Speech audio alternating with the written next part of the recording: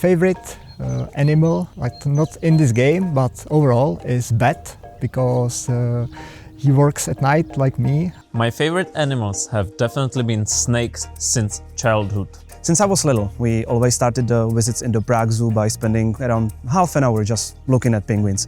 So I would say that it's my favorite animal until today. And sharks. We already have snakes in the game, but not sharks. Yet. I would say lemurs as well, because they have cute tails, and I watched a lot of Madagascar. And also dinosaurs. Damn, an expansion with dinosaurs and sharks already sounds absolutely awesome. A night at the zoo, the midnight adventure is wrapping up. The animals have fun, and now they are quietly winding their way through the shadowed paths, trying to sneak back to their cozy beds before morning. The first idea wasn't about animals, it was about a dog heading a sheep into an enclosure. But sheep are sheep. They weren't varied enough for our purposes. Still, sheep are animals. So the idea came up to expand the game to multiple kinds of animals. And where do all sorts of animals meet? In a zoo. But we wanted to approach it a bit playfully, so these are animals that go out at night and return home again in the morning. I remember the time when I was designing the game first. It was 2021, I think, before SN.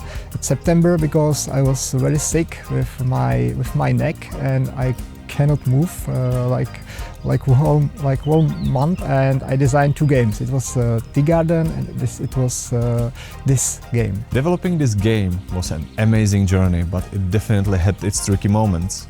The biggest challenge by far was the balance, because every animal has a completely unique way of moving and scoring. Making sure they all work perfectly together took a lot of careful tuning. We had to ensure that the point payoff for the different animals accurately reflected the effort required to maneuver them. In the later stages of playtesting, one of our players decided to break the game from the scoring point and get all the animals into the zoo. The difficulty setup for that game was the highest one, so it shouldn't have been possible to do so. And still somehow he managed. We had to return back to the Excel sheets and check all the scoring.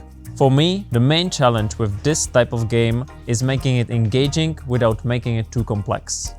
It's a family game after all, so we wanted to keep the rules as simple as possible. I think we managed that, and it's not at the expense of a game being able to challenge you. It's exactly that kind of game that's easy to learn, but hard to master. I tried in this game, all animals behave differently, like in real life. So the main challenge was give them the right movement and right behavior as is the original animal. For example, like sloth, he moves and sleep, and turtle moves very slow, and meerkat first watch around and then move, and so on. Even though snakes are my favorite in real time, I have to say that in the game my favorites are the sloths and the penguins. The sloths, who fall asleep every other turn, always remind me of Zootropolis, and with the penguins I love the idea of them sliding on their bellies across the whole board until they bump into something.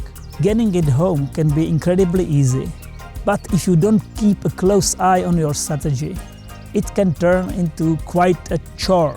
Although you can definitely make it impossible to score them. They can just end up circling around the zoo and never enter it. My absolute top pick has to be the butterfly.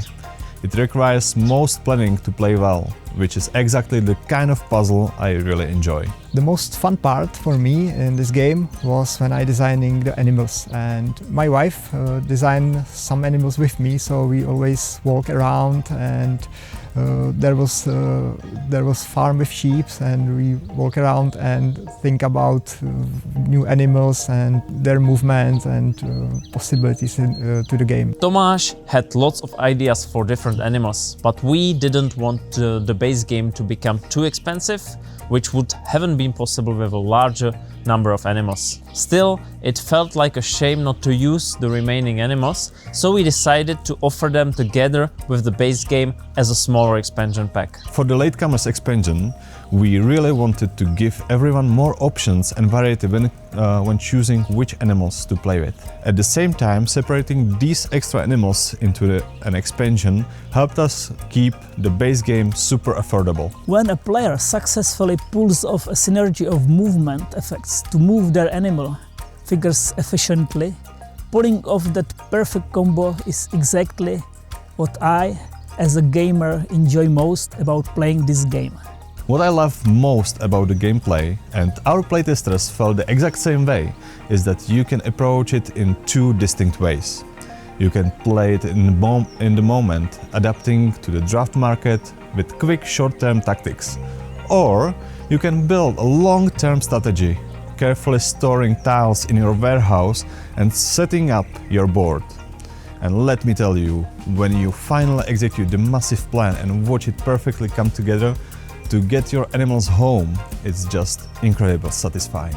The game is a great fit for more experienced families with children, but also for core gamers looking to hit the table with something a bit lighter and shorter between heavy strategy games. The game can work for a variety of players. Those who really enjoy planning and puzzle-style games will find it appealing when playing with the most or more complicated animals. And for those who want to fill up their board and just move the animals around, the rules are quite easy to grasp. So even children around 10 years old can handle it. And it will definitely appeal to anyone who likes shiny things. If you think it may appeal to you as well, let us know on Board Game Geek, and be ready for Gencon 2026, where the game launches.